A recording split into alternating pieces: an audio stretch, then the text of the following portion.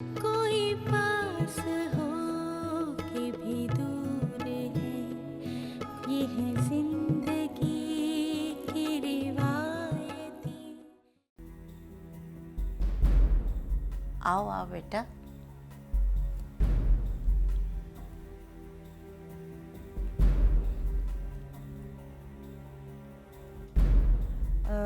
आपा, वो मेरे पास ना तस्वीर मोबाइल में भी है।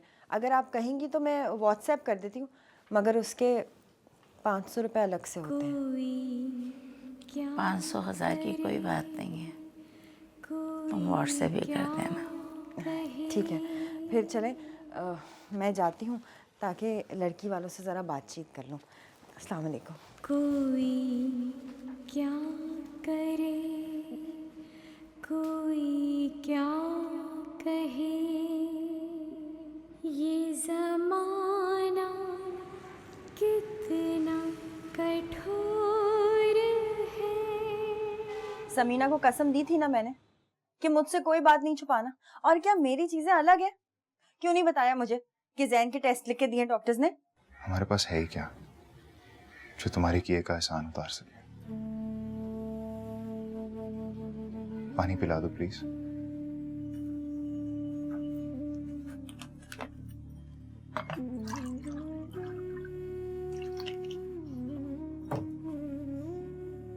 ऐसा नहीं कहते, और ना ऐसी कोई बात है। और ये बताओ, अगर जैन के टेस्ट कराने में देर हो जाती तो? खैर, मेरा ना इस वक्त इन सब बातों पे बहस करने का कोई मूड नहीं है। बस दिल चाह रहा है कि किसी कोने में खामोशी से पड़ी रहूं। आज मैं भी नोट कर रहा हूं, तुम काफी चुप चुप हो। हाँ, ऐसा ही है। आज बहुत दिनों बाद मैंने एक ऐसा रिश्ता कराया है जहां तकदीर की सजा औरत को ही भुगतनी पड़ती है। पता नहीं कितनी लड़कियां और औरतें ऐसी होंगी जिनके अरमान, जिनकी उम्मीदें रोज कत्ल होती होंगी, और वो अपना कसास भी खुद ही अदा करती हैं। सजा तो तुम्हें भी मिल रही है, कसास तो तुम भी अदा कर रहे हो, अपना भी और हम दोनों का भी। मेरे एक्सीडेंट और मेरे माजूर होने के बाद मेरी, समीना और जैन की कफालत की सजा। जब मेरे अपनों ने मुझे छोड़ दिया तो मुझे और मेरे खानदान को तुमने सहारा दिया। इस कसास के तौक को अपने गले में डाल लिया। ये सजा थोड़ी है, ये तो मेरा दायरा मुकम्मल हो गया। अच्छा हुआ तुम्हारी शादी मेरी सहेली से हो गई। किसी और से होती तो वो मुझे तुम्हारे करीब भी नहीं आने देती। किस्मत ने भी क्या खेल खेला है हम तीनों के साथ। क्या स्टोरी है। तुम और समीना बचपन की सहेलियां, फिर मेरा तुम्हारी जिंदगी में आना, समीना हमारी राजदान, फिर तुमसे शादी ना होना, समीना और मेरी शादी, फिर मेरा एक्सीडेंट, मेरा माजूर होना। तुमने लाख कोशिश कर ली मगर जान ना छुड़ा सकी हमसे। इसको कहते हैं किस्मत। ना कोई दस्तावेज, ना कोई दस्तखत, ना निकाहनामा, और फिर भी मैं तुम्हारी जिंदगी में शामिल हूँ। खैर, फिक्र नहीं करो, जैन ठीक हो जाएगा। सुबह तक बुखार उतर जाएगा उसका। और मैं हूं ना, मैं आके देखती भी रहूंगी।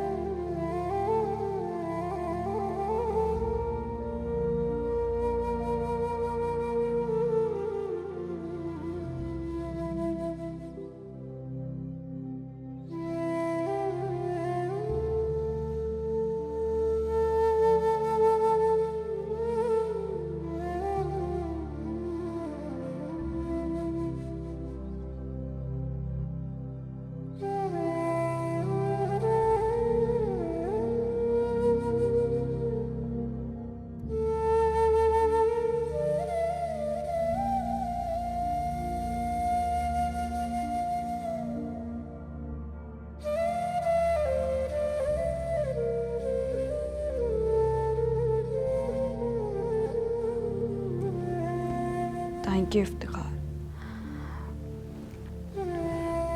Thank you.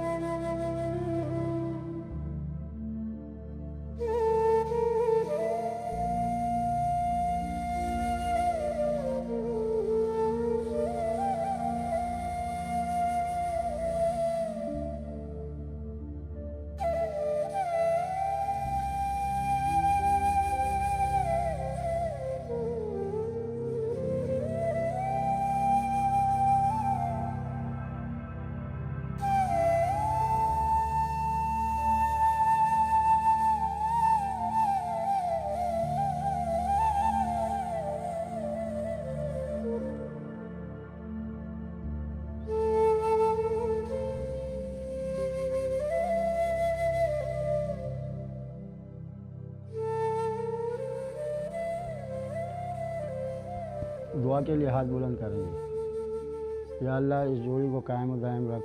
या अल्लाह इनको नेक औलाद अता कहीं फरमा। मुस्कुराती है या अल्लाह इनके वालिदैन की नेक तमन्नाओं को पूरा कर।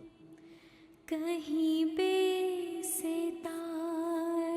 है आसमां, कहीं कुर्बतें हैं धड़क रही, कहीं बढ़ती है ये दूरियां, मुबारक हो। कहीं छाँव है कहीं धूप है, यही जिंदगी तेरा रूप है, कोई आरज़ू है ना जुस्तजू,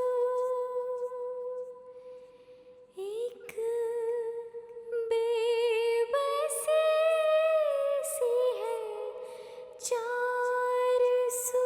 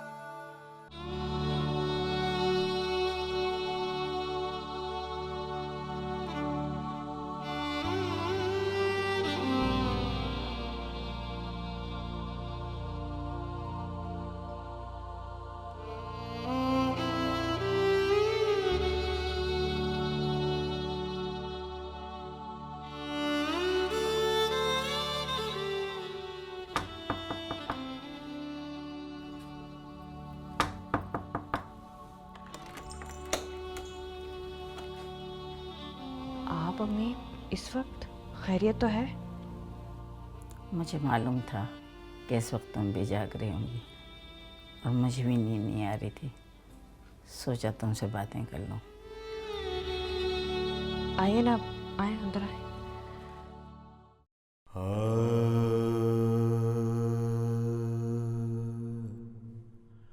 मुझे पता है बेटा, इस वक्त तुम पे क्या गुजर रही होगी।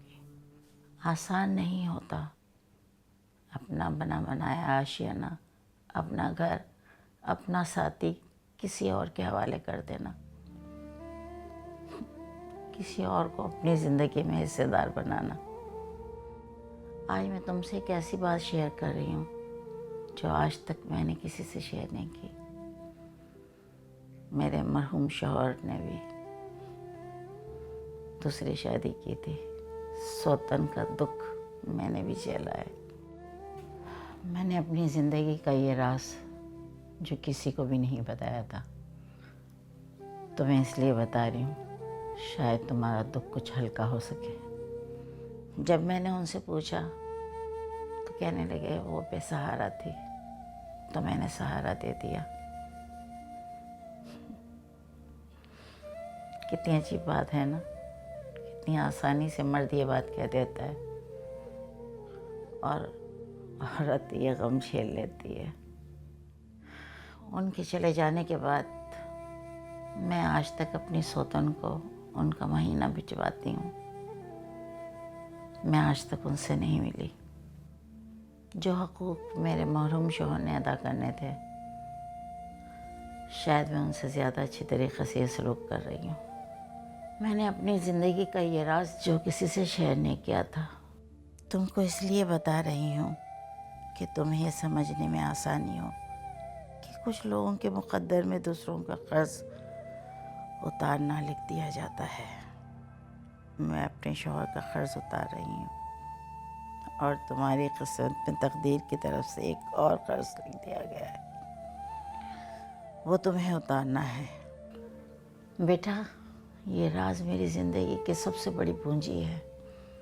उम्मीद है कि ये राज कभी इस कमरे से बाहर नहीं जाएगा। ये राज राज ही रहेगा और हम इसका जिक्र भी कभी नहीं करेंगे आपस में।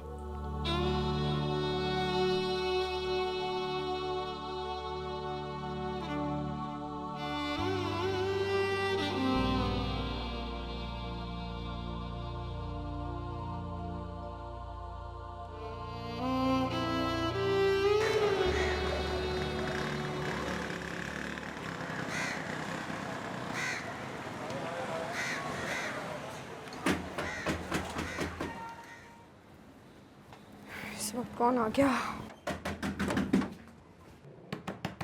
कौन?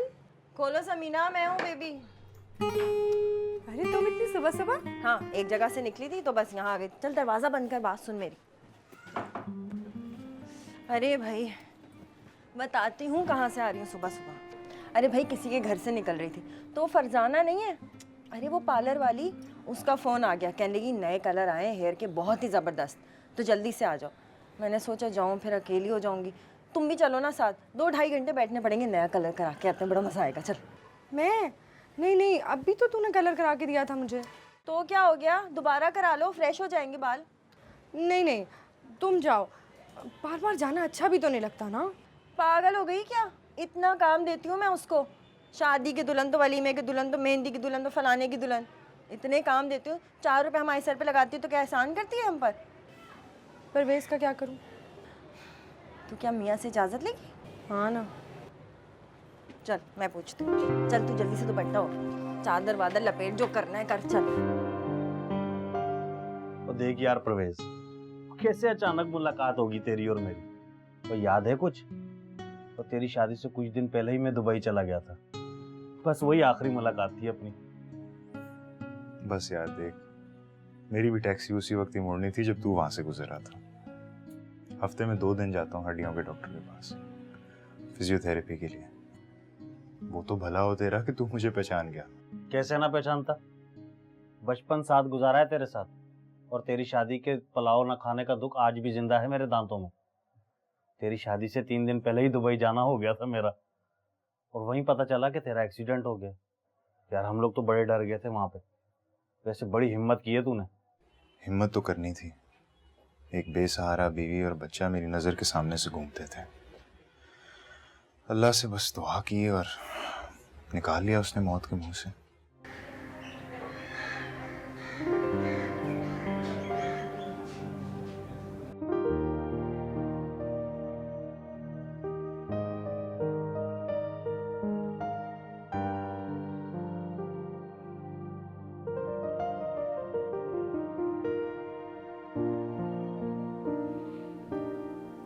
देखो नजमा,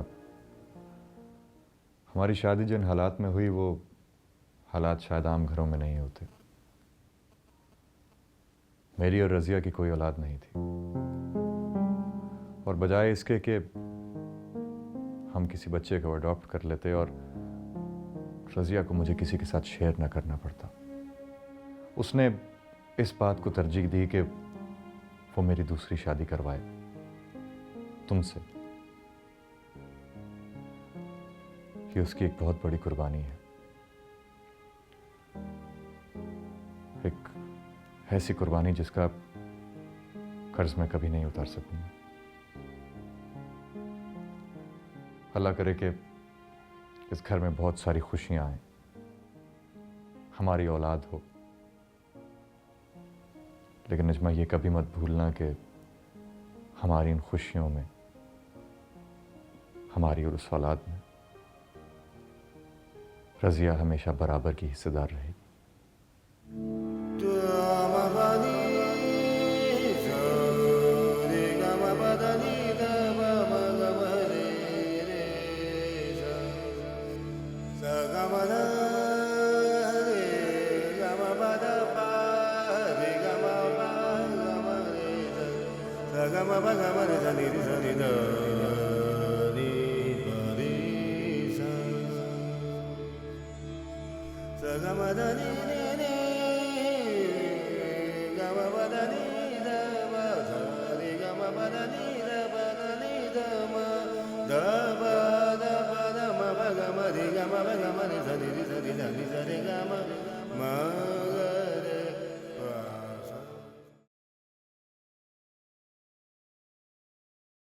बाजी जी मेरा हिसाब कर दें बस। हाय अल्लाह, मैं मर गई। कल तुमने मुझसे दर्जनों दफ़ा हिसाब मांगा है, आज फिर हिसाब लेकर बैठ गई हो। क्या मसला है? बाजी जी आप फिर मजाक में टाल देती हैं और मैं ठंडी पड़ जाती हूँ। आज तो आप मेरा हिसाब चुकता कर ही दें बस। इफ़त, फिल्मों में सुना है ना, बेटी जब तेरी रुखसती हो जाए तो उस घर से तेरा जनाजा ही बाहर आना चाहिए। तो अब तेरे आखिरी दिनों में ही तेरा हिसाब होगा बस। जनाजा तो उठवा कर ही दम लेगा आपका भाई नाहिद अफजाल। हर बात पे लड़ाई झगड़ा, हर बात पे चिड़चिड़ापन। ये आपका कंवारा भाई ना दिन ब दिन चिड़चिड़ा होता चला जा रहा है। बाजी हमने तो यही सुना था कि किसी लड़की की शादी नहीं हो, उसकी उम्र गुजर जाए, वो घर बैठी रह जाए, वो होती है बदमिजाज और चिड़चिड़ी। यहाँ तो उल्टा ही हिसाब है। आपका कंवारा भाई दिन ब दिन चिड़चिड़ा होता चला जा रहा है, अजाब बन गया है। ये नाहिद की ढलती जवानी ना एक दिन जान लेगी किसी की। वो संभाल के बात कर इफ़त, तो हमेशा अपनी काहेली और सुस्ती को मेरे कंवारेपन की तरफ ले जाती है। तू देख लेना, मेरा भी घर बसेगा और मेरी भी गोद हरी होगी। देख लें बाजी जी, गोद हरी करने की बातें कर रहा है। ओ पागल, गोद बीवी की हरी होती है। अरे कुछ तो लिहाज कर, बड़ों के सामने ऐसी बातें नहीं करते। गोद हरी करने की बातें करो तुम और लिहाज करूं मैं। अच्छा चुप, दोनों की आवाज़ बंद हो जाए। एक लफ्ज़ भी निकला ना किसी के मुंह से तो ऐसी पिटाई करूंगी ना कि दिमाग से हो जाएगा। हद होती है। और तुम तमीज़ से बात किया करो, इफ़त से बड़ी है तुमसे, लिहाज नहीं तुम्हें। इसको बोले बाजी मेरे कपड़े इस्त्री कर दे और 500 रुपये वाली मोटर में ना बनाए।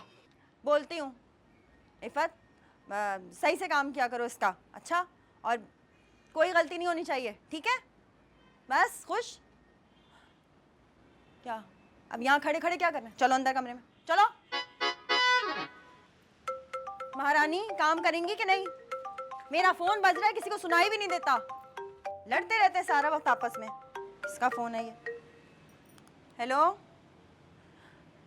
जी जी, अस्सलाम वालेकुम। जी जी बिल्कुल पहचान गई हूँ, वो जिनकी बड़ी बहू का नाम रज़िया है ना?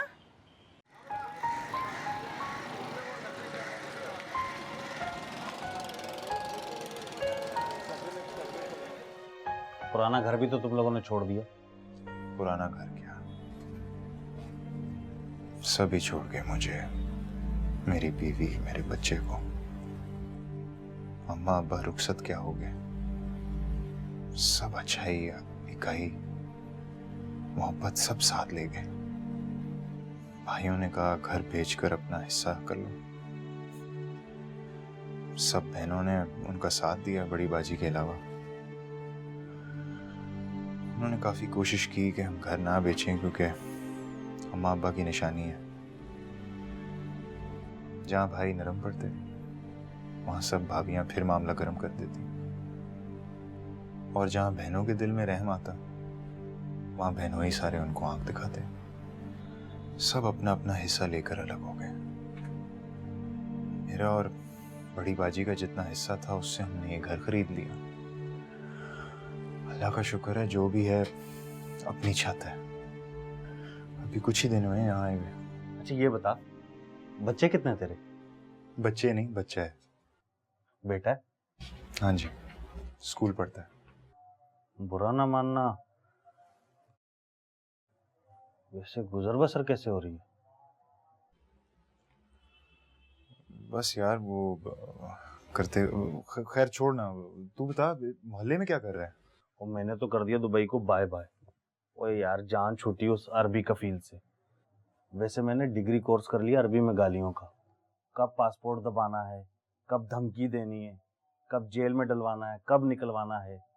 अल्लाह मेरी तौबा, अब तो वतन वापस आ गया हूँ और यहीं कहीं छोटा मोटा कारोबार शुरू कर दूंगा। अच्छा, अपना कारोबार? हाँ यार, वो मेन रोड के ऊपर 2 दुकानें देखी है मैंने और साथ साथ उनका सौदा भी हो रहा है। बस दुआ कर सौदा हो जाए तो वहीं जनरल स्टोर खोलूंगा मैं।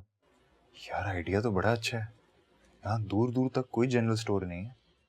बस यार दुआ कर कि सौदा हो जाए तो पहला खाता मैं तुझसे ही खुलवाऊंगा। हाँ हाँ जरूर।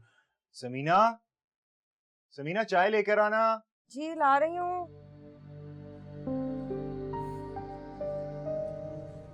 यार आइडिया तो बड़ा अच्छा है, जनरल स्टोर। पैसे भी काफी लग जाएंगे तेरे। तो जाहिर है पैसे तो लगना ही।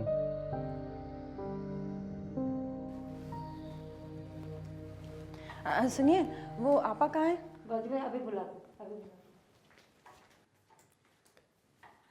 अरे अस्सलाम वालेकुम, क्या हाल है बेबी? मैं ठीक हूँ, आप कैसी हैं? ए, पहले मुंह मीठा करो, तुमने तो ऐसी खुशखबरी दी। बहुत शुक्रिया। पोता बहुत बहुत मुबारक हो आपको। बहुत बहुत शुक्रिया। उस अल्लाह की मेहरबानी कि उसने मुझे पोता दिया, और उसके बंदों का भी शुक्रिया। बस एक छोटा सा तोहफा तुम्हारे लिए रखा हुआ है, जाते वक्त लेके जाना, भूल मत जाना। अरे उसकी क्या ज़रूरत थी, बस आप अपने पास रखें, ऐसी कोई ज़रूरत नहीं है। कैसी नहीं थी ज़रूरत, तुम वसीला जो बनी हो। मैं कहाँ वसीला बनी, सब कुछ तो अल्लाह पाक ही करता है। वसीला तो आपकी बहू बनी थी जिसने मुझे फ़ोन करके बुला लिया। हैं कहाँ, दिखाई नहीं दे रही? अरे यहीं कहीं होगी, अभी तो थी यहाँ पर। अच्छा अच्छा। हाय हाय, अस्सलाम वालेकुम, कैसी हैं? नवासा बहुत बहुत मुबारक हो आपको। अरे तुमने इनको पहचान लिया? हाँ भाई, ये नानी और मैं दादी बन गए। वैसे अल्लाह का लाख लाख शुक्र है, मेरे यहाँ 3 बेटे और 2 बेटी हैं और सब औलाद वाले हैं। ऐसा कोई मसला नहीं है जो यहाँ पे था। वैसे मैंने तुम्हें पहचाना नहीं। अरे ये बेबी हैं, वही जिन्होंने इफ्तिखार और नजमा का रिश्ता लगाया था। और ये वही है रिश्ता कराने वाली बेबी, यही नाम है ना तुम्हारा? अरे नामों में क्या रखा है, आप तो बस मेरा काम याद रखा करें। हाँ, आपकी तीनों बेटियों के मैंने ही रिश्ते कराए थे, शायद आप भूल गई हैं। ये वो बड़ी वाली है ना जो अभी घर आके बैठ गई है वापस? हाँ भाई, इसके तो झगड़े ही नहीं ख़त्म होते। बड़ी शरारती हैं, जहाँ जाओ वहाँ से फड्डा फसाद करके घर वापस। घर बड़ा पसंद है तुमको, है क्या बात है? और वो जो आपकी बड़ी वाली बहू है, वो सुना है मैके चली गई हैं, वापस आने का नाम ही नहीं ले रही हैं। हाय हाय बेचारी, क्या करती हैं आप घर में बहुओं के साथ। और नजमा के बारे में आंटी आपको क्या बताऊं, वो जो पहले जहाँ कराया था ना, वो तो लोग क्या क्या बातें करते थे। वो तो ये तक कहते थे कि मोटरसाइकिल में बाहर बड़ा घूमती फिरती रहती हैं। अरे अरे अरे, तुम्हें कैसे भूल सकती हूँ मैं। मेरी बेटियों के तुमने कितने अच्छे रिश्ते करवाए। अब नजमा का रिश्ता ही देखो, कितनी अच्छी जगह करवाया कि मेरी नजमा ने इन लोगों को पोता दे दिया साल के अंदर अंदर, और आबाद कर दी इस बंजर ज़मीन को। अस्सलाम वालेकुम, कैसी हैं आप? मैं बिल्कुल ठीक हूँ, आप कैसी हैं? आओ बेबी, अंदर चलते हैं। हाँ। आओ।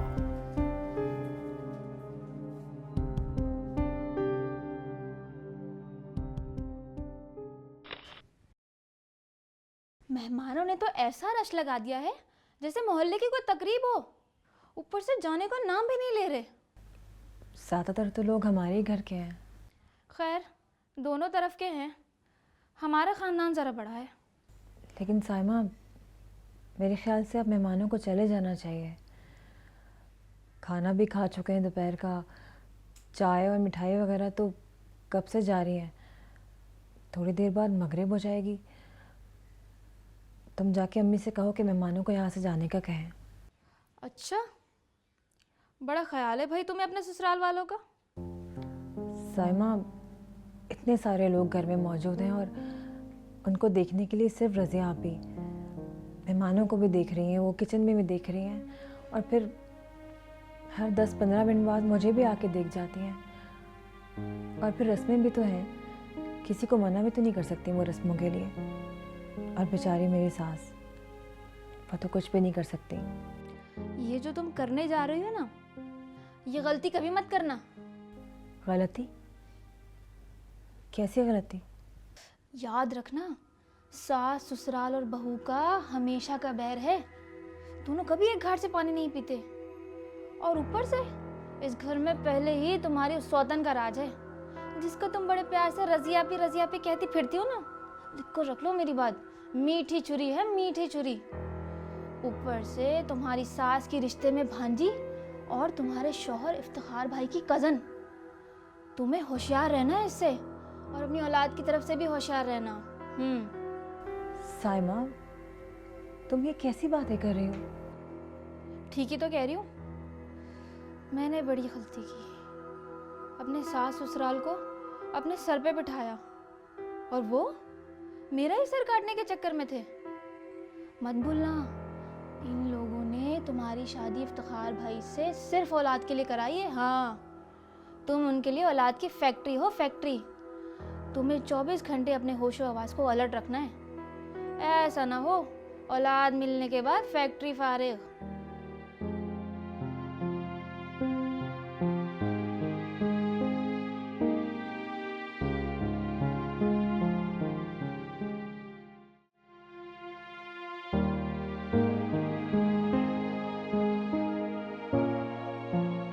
आप तो इतना बड़ा घर संभालते संभालते थक जाती होंगी ना? नहीं, अब ऐसा भी नहीं है। घर में खुशी का मौका हो, और ख़ास तौर पे ऐसी खुशी जिसका बरसों से इंतज़ार हो, तो थकावट का पता ही नहीं चलता। ये तो है। आपने हमारे बेटे को देखा? मेरा मतलब है नजमा के बेटे को। कितना प्यारा है ना, बिल्कुल गोल मटोल सा। हर आपको पता है, उससे बातें करो तो वो जवाब भी देता है, हर वक्त मुस्कुराता है, सोते हुए भी। शक्ल बिल्कुल नजमा बेहस की। वैसे एक बात बोलूं? जी। मुझे तो बिल्कुल आपकी तरह लगता है वो। कहीं छाँव है, मेरी किस्मत में अगर औलाद होती तो उसकी मुस्कुराहट भी बिल्कुल मेरे जैसी होती। यही जिंदगी मैं चाय लाती हूँ आपके लिए। तेरा रूप है।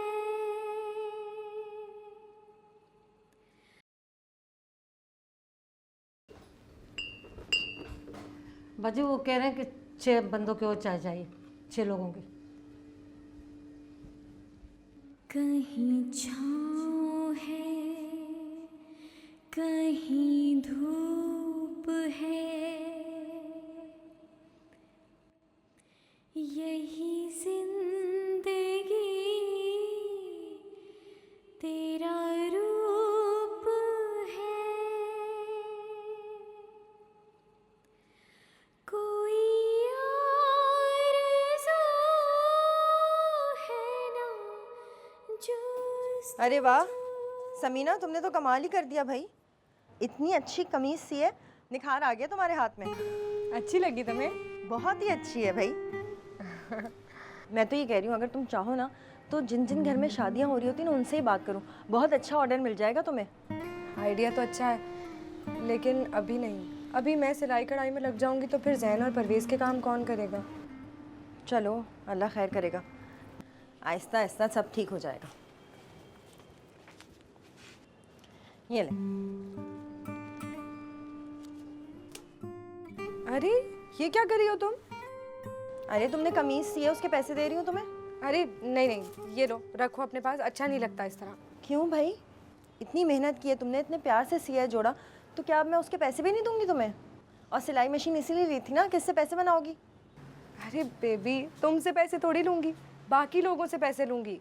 वो अलग बात है, लेकिन कपड़े सिए हैं तुमने, मेहनत की, और मेहनत की उजरत लेनी बहुत अच्छी बात होती है। गलत बात है, इनकार नहीं करते। चलो पकड़ो ये। अरे ये आइडिया भी तुम्हारा ही था, सिलाई मशीन भी तुमने ही ला के दी, अब पैसे भी दे रही हो। अच्छा अब ना मैं ज़रा परवेज़ को दिखा के आती हूँ तुम्हारा शाकार, कितना अच्छा सिया है तुमने मेरा जोड़ा। परवेज़ देखना तो।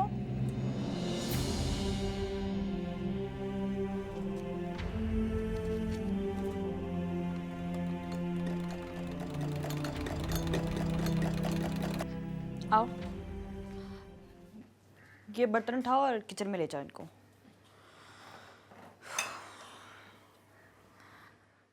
तुम कहाँ चली? यहाँ बैठो। सुबह से शाम तक काम करते करते थक गई हो, इंसान हो। अरे रजिया, अब हम चलते हैं। जाने से पहले चाय हो जाती ना तो अच्छा था। मेरे मेहमान बाहर भी बैठे हुए हैं और वो क्या कहते हैं शाम की, हाँ वो रिफ्रेशमेंट, पकौड़े, समोसे, वो मिक्स चाट, फ्रूट, वो भी बेचारों को दे दो। बस नजमा की खुशी में ना अपना घर बार काम छोड़ के मेरे साथ आ गए भाई। तुम कहाँ चली? बैठो यहीं पर। खुर्शीद से कहो वो चाय और बिस्किट ले आएगा। आपके मेहमान तो एसी के कमरे से बाहर नहीं निकल रहे और कुछ तो अभी तक सो रहे हैं। वो देखें बाजी, भूल ही गई, एक ज़रूरी बात करनी थी आपसे। अच्छा, अभी भी कोई बात करने को रह गई है?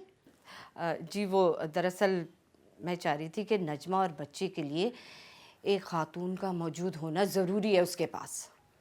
तो मैं और रज़िया तो हैं।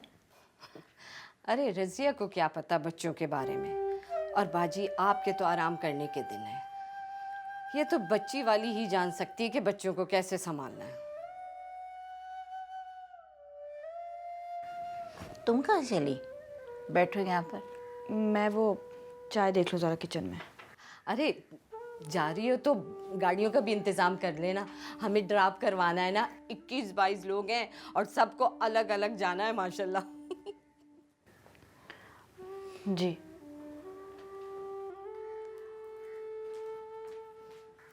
मैंने तो आपकी बहू के सामने कुछ नहीं कहा, बेचारी को क्या पता कि बच्चे क्या होते हैं।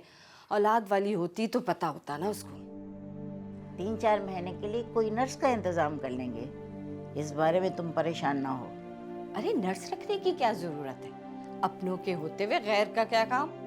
क्या मतलब? मतलब ये कि बच्चे की खाला मेरी साइमा नजमा के पास रह जाएगी और उसका आपको पता है कितना ख्याल करती है ये अपनी नजमा का। मगर इसका तो अपना भी घर है, कैसे रहेगी यहाँ पर? इसका शौहर इजाजत देगा इस बात की? अरे अरे इजाजत दे देंगे, उनको कोई एतराज नहीं है। क्यों? मगर बेबी तो कुछ और कह रही थी। अरे बाजी, बेबी को दफा करें। 1000 का नोट दे दो ना तो 4 चांद लग जाते हैं, और इसमें से सुर्ख नोट इधर उधर हो गया ना तो चांद को चांद ग्रहण।